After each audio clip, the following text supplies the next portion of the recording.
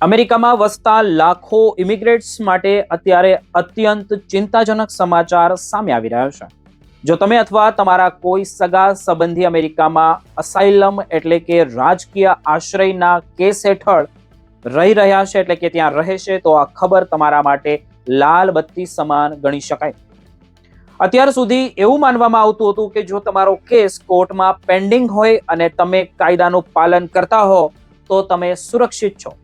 પરંતુ હાલમાં આવેલા ચોંકાવનારા અહેવાલો મુજબ અમેરિકાની ઇમિગ્રેશન એજન્સી આઈસ એ હવે એવા લોકોની પણ ધરપકડ તેમણે શરૂ કરી દીધી છે જેમના કેસ હજુ પણ પેન્ડિંગ છે અને જેમનો કોઈ પણ પ્રકારનો ગુનાહિત ઇતિહાસ નથી બોલતો. એનબીસી ન્યૂઝના એક તાજા અને સનસનાટીભર્યા રિપોર્ટ અનુસાર ટેક્સાસ, ન્યુયોર્ક, વર્જિનિયા અને ઓહાયો જેવા મહત્વના રાજ્યોમાં ધરપકડનો આંકડો રોકેટની ગતિએ વધી રહ્યો છે. આ કોઈ સામાન્ય ધરપકડ નથી, પરંતુ એક આખી વ્યવસ્થિત ઝુંબેશ છે.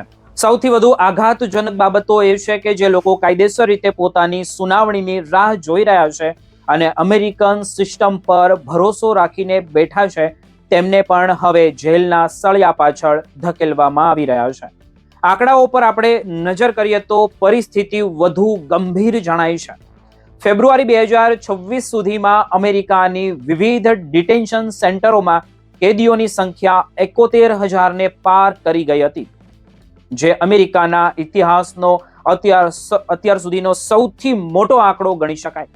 રિપોર્ટ કહે છે કે આમાંથી આશરે 74% લોકો એવા છે જેમના નામે ક્યારેય કોઈ ગુનો કે ટ્રાફિક ગુનો કે કોઈ પણ ગુનો નોંધાયો જ નથી. ખાસ કરીને ટેક્સાસમાં સ્થિત વધુ વિસ્ફોટક છે સ્થિતિ, જ્યાં એકલા રાજ્યમાં 18,700થી વધુ લોકોને અટકાયતમાં રાખવામાં આવ્યા છે. ન્યુયોર્ક અને વર્જિનિયા જેવા રાજ્યમાં હવે સ્ટ્રીટ અરેસ્ટ એટલે કે રસ્તા પરથી જ લોકોની અટકાયત કરવામાં આવી રહી છે. ઘણા કિસ્સાઓમાં તો એવું જોવામાં આવ્યું છે કે વ્યક્તિ જ્યારે પોતાની રૂટીન ચેક ઇન પ્રોસેસ કે બાયોમેટ્રિક્સ માટે ઇમિગ્રેશન ઓફિસ જાય છે, ત્યાં તેને ત્યાંથી જ પકડી લેવામાં આવે છે. આ ધરપકડને કારણે હજારો પરિવારો રાતોરાત વિખરાઈ રહ્યા છે. જે પિતા સવારે પોતાના બાળકને સ્કૂલે મૂકીને કામ પર ગયા હોય તે સાંજે ઘરે પાછા નથી આવતા અને પરિવારને કલાકો સુધી ખબર પણ નથી હોતી કે તેમને કઈ જેલમાં રાખવામાં આવ્યા છે. ઇમિગ્રેશન નિષ્ણાંતોનું માનવું છે કે આ નવી અને કડક નીતિ પાછળ પ્રોજેક્ટ 2025 હેઠળની નવી ગાઈડલાઇન્સ જવાબદાર છે. વર્તમાન પ્રશાસન હવે એવા કોઈ પણ વ્યક્તિને દેશમાં રહેવા દેવા માંગતું જ નથી જેમની પાસે કાયમી રહેઠાણના દસ્તાવેજો નથી. ભલે પછી તેમનો કેસ કોર્ટમાં ચાલતો હોય. ઓપરેશન પેરિસ હેઠળ તો એવા લોકો પર પણ નજર રાખવામાં અત્યારે આવી રહી છે જેઓ વર્ષોથી શરણાર્થી તરીકે ત્યાં વસી રહ્યા છે.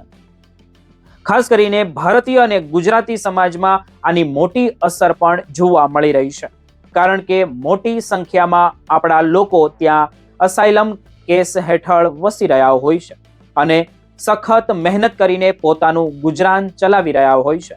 ઓહાયો અને વર્જિનિયામાં તો હવે કામકાજના સ્થળોએ જ અને ફેક્ટરીઓમાં પણ દરોડા પાડવામાં આવી રહ્યા છે. એકવાર ધરપકડ થયા પછી આ લોકોને ઘણીવાર એવા અંતરિયાળ વિસ્તારમાં ટ્રાન્સફર કરી દેવામાં આવે છે જ્યાં તેમને વકીલોની સુવિધા મળવી પણ મુશ્કેલ બની જાય છે. આ એક એવી પ્રકારની માનવીય કટોકટી જેવી સ્થિતિ સર્જાઈ રહી છે.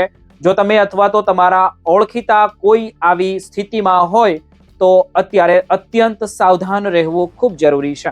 તમારા ઇમિગ્રેશન વકીલના સતત સંપર્કમાં રહો અને તમામ કાયદેસરના દસ્તાવેજો હંમેશા તમારી સાથે જ રાખવા જોઈએ.